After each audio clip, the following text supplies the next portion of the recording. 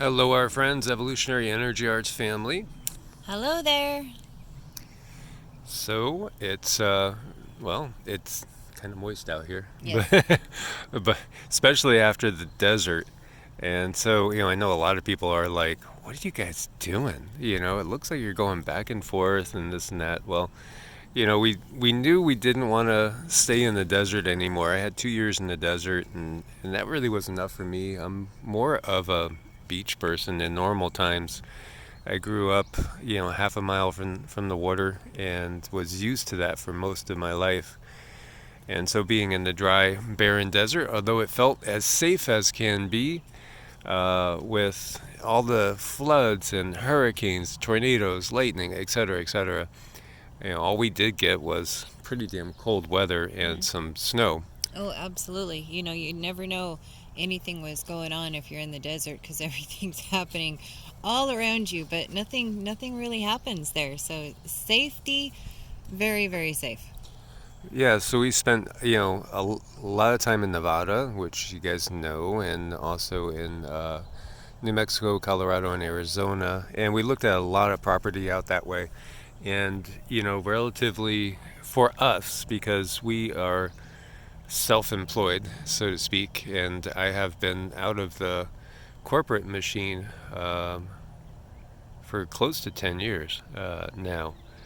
And in past times, whenever I was going to buy a house or whatever, when you're in the machine, it's easy because you have all your taxes right there. You just go apply. If your score is decent, you'll get a loan. But when you're self-employed, it's much tougher, especially when you know that the system that we're in is a system of control. So we've been wanting to get out of the system. However, it also makes it so that we're very, very limited when it comes to what we can afford to buy.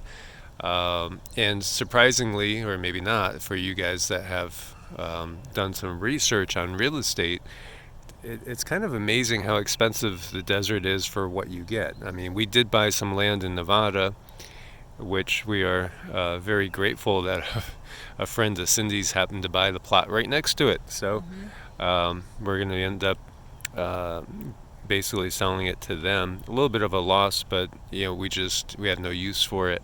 We were going to try to make it out there because we wanted to be close to Cindy's family, but Cindy was so strong and healthy when she was in North Carolina with me, and albeit just for a couple months. And I always feel better anywhere where there's moisture and close to water. So, we decided we'd move back eastward, but not completely all the way. Mm-mm. I guess you could call us halfbacks. Yeah, I guess halfbacks. It works. We figure out something that works. It's just been really difficult um, uh, running the channel, getting through to people, being able to concentrate. You guys have been so patient, so kind, so loving, so generous. Really want to say a huge thank you. And as soon as we can, we'll be back up and running. It's just this little bit of a rocky part while we're waiting for things to, you know, close. So, we've talked about three safe zones, quote unquote, in the U.S. or general areas. And, I was in the Appalachians, over west of Waynesville. And then we were in the Four Corners. And so, now we decided, well, let's go check out the least expensive of the three areas, which actually is a beautiful area with tons of life, tons of water. That would be like the greater Ozark area. So that's the area that we've decided to look in for a place to root. The other challenge in the desert is water. And we were running into properties, and we actually had a deal in place for a property. And then there was issues with the well. So without water in the desert, there's no life, none at all. And this property was more expensive than a property we found now, and really kind of in falling apart shape, So um, it's I think it's one of the most undervalued places in the country, and you get more for your dollar in, say, the natural state, Arkansas, eastern Oklahoma. Of course, Oklahoma's had so much fracking going on. You really got to go very close to the border. Southern Missouri is gorgeous. And there's lots of caves over there as well, towards the Branson area. Lake of the Ozarks area is just beautiful. That whole area is just really, really nice, and you could definitely homestead there very well. And it's just so much more affordable. It's way more affordable, and you have water and you have soil that you could grow in, not just the desert, which you'd have to really augment. Hmm. And definitely, you do have to do some adjustments if you're going to be in the desert. Weather-wise, yeah, it is really safe as long as you have access to water. You can tap a well. There's just no guarantees. If you're going to dig a well, you might spend $30,000 digging and you come up with nothing, but you're 30,000 short. So you do run into that issue there. Yeah, most definitely. So, in these areas, there's plenty of water. Once you got your stuff growing, you probably don't even have to water it yourself, and Mother Nature will do that for you. And being out in the West, knowing the wildfires and feeling that it's just going to keep intensifying, pick your poison, water or fire, and I'm definitely a water person. So, and Cindy agreed too. She just wanted to be around trees because the prana from the trees, the life force from the trees, as well as living at 7,400 feet for a year or so. It just was.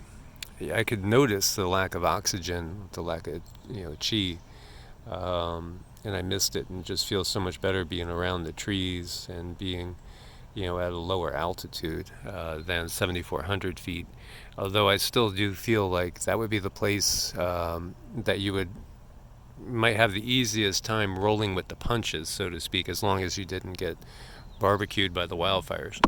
Yeah, and then there's that.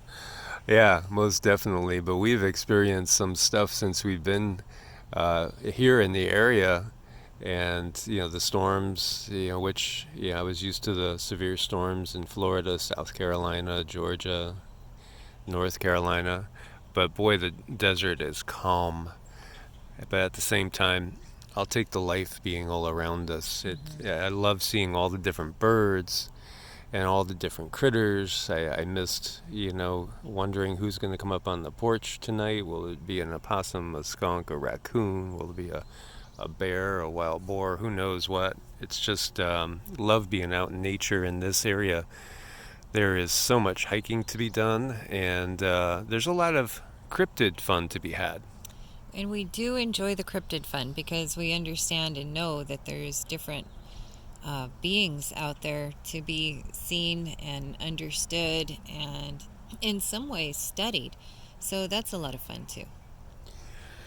So yes, one of the first spots that we are going to go investigate is if you guys are familiar with the movie from I think it was 1972, The Legend of Boggy Creek. So we're going to be heading over that way and seeing if we can find a campsite to base ourselves at and do some exploring and see. We seem to just draw the cryptids. They seem to just come to us without us really looking so much for them. Well, we just sort of put ourselves in an area where we know they're going to be, and we get evidence of them. It's really cool. Yeah, we want to do some exploring. We want to go down into Louisiana at some point in time and delve into the rougarou, which is like a dogman-like creature, which actually has also been spotted in the Ozarks as well, not too far from the border with Missouri. So, there's a lot of fun to be had, a lot of, camping to be doing out in nature, and we want to share it all with you guys. So, what we've had problems with is, the technology. Everything has to go through the phone, and then what happens is, and this feels really kind of premeditated. Maybe it's just me saying that, but you have settings that you set your channel to on YouTube, and so it's supposed to automatically put in the commercials, which sometimes they do every now and then, and sometimes they'll put in 10 commercials. And then we have to wait until we could, get ourselves in a spot where we could get to the computer instead of the phone, because you can't change that on a phone the way that the YouTube studio is set up. Well, we just looked in like all the videos we've been doing on the road, even though it's put in to be monetized, they didn't monetize any of them. So, they do this type of thing all the time, and it's just so obvious and blatant, really.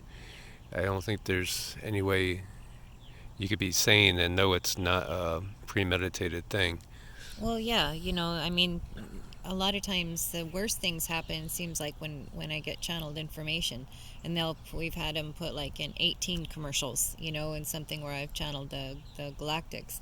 So, or giving information like on the one that we did the other day with the elves, and they didn't put any in. So as far as that's concerned, yeah, we've taken a little bit of a hit, and that's why we're just so grateful to have you guys help us and have our backs and keep us going. We're really grateful.